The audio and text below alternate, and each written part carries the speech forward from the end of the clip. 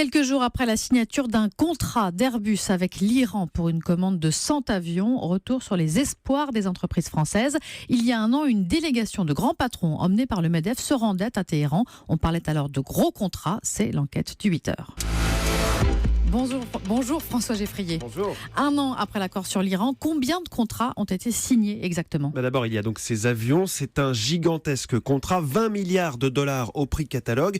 Peugeot et Renault ont aussi investi sur place. Le groupe Accor va installer des hôtels. Total a décroché également un contrat.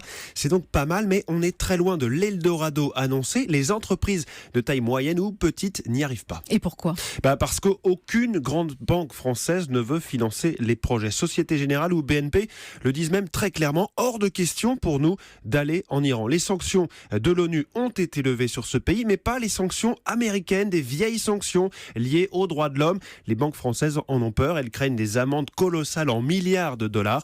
Il est notamment interdit de faire du commerce avec des entreprises qui ont un lien avec le terrorisme, et ce n'est pas simple de choisir les bons partenaires, selon Mathieu Etourneau, directeur du Centre français des affaires de Téhéran.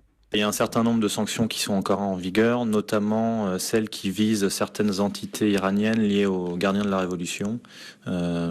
C'est pourquoi c'est très important pour les entreprises françaises qui s'intéressent au marché iranien de bien anticiper, de bien analyser leurs éventuels partenaires afin de s'assurer que parmi ces partenaires, il n'y a pas des entités, des personnes blacklistées. Mais alors François, comment on explique que Boeing, Airbus ou Peugeot, eux, aient réussi à signer ? Alors pour l'aéronautique, il y a une sorte de dérogation. Pour Peugeot, eux, ils y sont depuis des années et ils n'utilisent pas de pièces américaines. Mais pour tous les autres, c'est compliqué. Orange, par exemple, regarde le dossier, mais selon nos informations, l'opérateur devrait trouver une banque étrangère pour y aller, peut-être une italienne.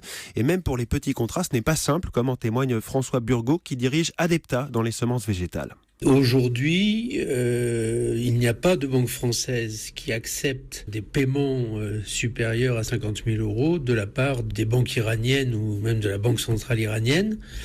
On est obligé de passer par des intermédiaires financiers allemands, turcs, avec des montages relativement compliqués. Et ce n'est même pas prêt de changer. L'administration Trump, qui arrive au pouvoir dans quelques jours, est ouvertement anti-Iran.